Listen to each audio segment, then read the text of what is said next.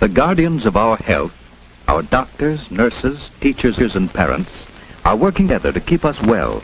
All of them must know and agree on the health practices we need at home, in the neighborhood, and at school.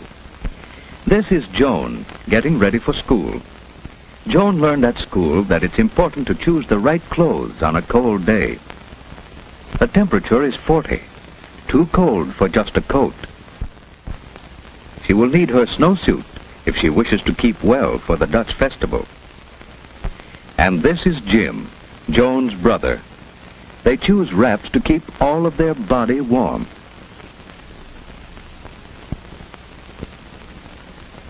Mother is glad to see Jim looking so well this morning.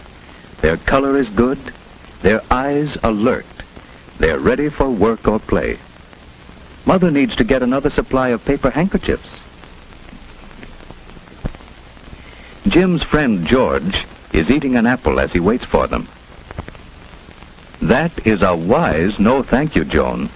Never share another's food. George has forgotten something that helps keep him clean. It's lucky for George that Joan has an extra tissue to lend him. Some children learn to jump or go around puddles, but George wades right into trouble because he forgot his galoshes. This is Miss May, Joan's teacher. George and Joan are glad to be in school. The children are getting ready for their Dutch festival. Tom has brought the thermometer in so that the children can guess what the weatherman doll should wear today. A raincoat and umbrella? Oh no, a snowsuit and galoshes to keep him warm and dry. It was hard to guess today, but Tom is a good guesser. Or did Mother tell him what to wear? George, you forgot something more important than your handkerchief. You forgot to cover your sneeze, and cold germs travel on your sneeze or cough, you know.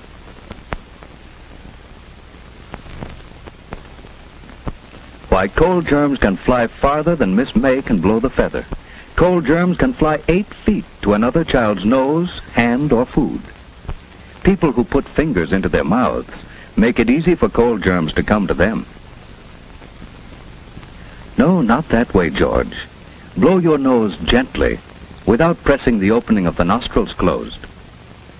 That's better.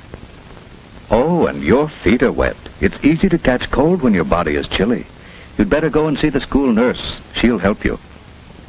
The nurse is examining Mary after her cold.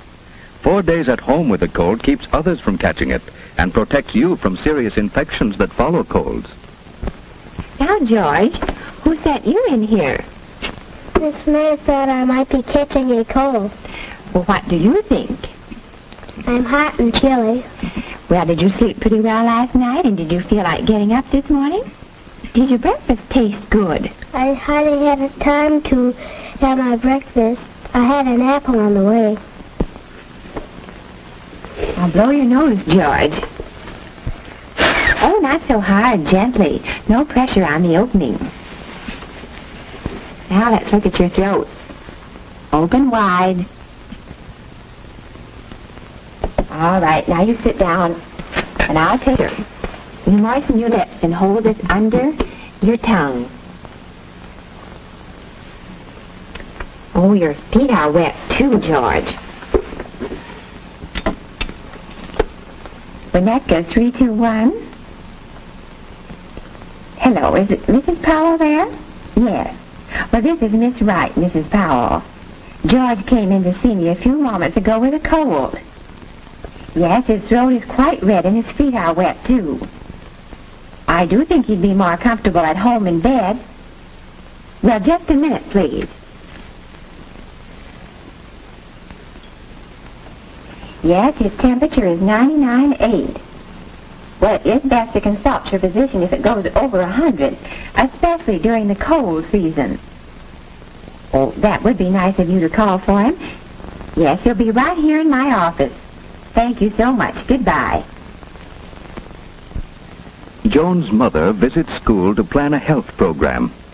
Joan must learn to take responsibility for keeping herself well. This weather chart keeps Joan alert to weather changes as she marks snowy or rainy days. Dressing this weather doll for outdoor weather helps Joan know what to wear herself. It will be better for Mother when Joan chooses wraps to suit the temperature instead of arguing about what friends wear. Mother and teacher check Joan's health habits. They plan better health practices for home and school. At school, Joan's committee keeps the washroom attractive with soap sponges, brushes, and signs. Others keep the closets neat with boxes for rubbers and hangers for clothes. Another records the temperature and tells us when we need heat or fresh air. One group keeps large drawing pencils scrubbed ready for use. Those are jobs Joan and Jim could be learning to do at home, too. On Saturdays, they love to help us plan what we're going to do. I'm so glad to get this health record sheet. Your check on Joan's habits at school will help me plan a corrective health program at home. I'm going to find out what kind of health practices we use, and I must check on our equipment to see if we have the materials to carry on the school practices. Thank you for some grand ideas, Miss May. I'm going to visit school again some afternoon when I call for Joan. May I? Do come often. It is good for teachers and children to have parents visit school. Next morning, Joan's mother is inspecting the health materials in her home. Each one in the family needs a separate towel and washcloth. Mother has one for Jim and another for Joan, each with his own name. Joan's father made a box for her to stand on. It's no fun washing if you have to stretch or can't see into the basin. And here are new cups. Each can have his own cup now. It prevents catching another's cold. Why, Jim, why are you so cross? Father has taught Joan to spit into the toilet, for spitting spreads disease. Here are the spoons for your cod liver oil, Joan. It's extra sunshine for us in winter and spring. You know, strong bodies can't always keep us from catching cold, but they help us resist a serious illness that may follow colds. Keep away from persons with colds, and keep your hands clean while you're eating. Jim must wash his hands after he pets his dog, but he won't have to go upstairs, as Father has arranged a washstand downstairs, so Jim will remember to wash. What's the trouble with Jim? He didn't like his breakfast, and he was restless as he slept. He's cross and tired this morning. His throat isn't very red, but his eyes look queer. He'd better stay home today so that Mother can watch him and keep him warm. Joan's mother can't go to the kermis now, so Joan must take the paper bags for the party. Colds are easy to catch during the first 24 hours. Mother must see that Jim covers his coughs and stays away from others. She must sterilize his dishes by boiling them thoroughly in water. Joan's room at school is a busy place, and Joan wants to help get ready for the kermis. But first, she must wash her hands. We must always wash hands clean before handling food. So, Joan takes off her coat, uses plenty of soap and a good lather. She rinses her hands well and dries them thoroughly with a paper towel. In another room, the kindergarten children are getting ready for the kermis.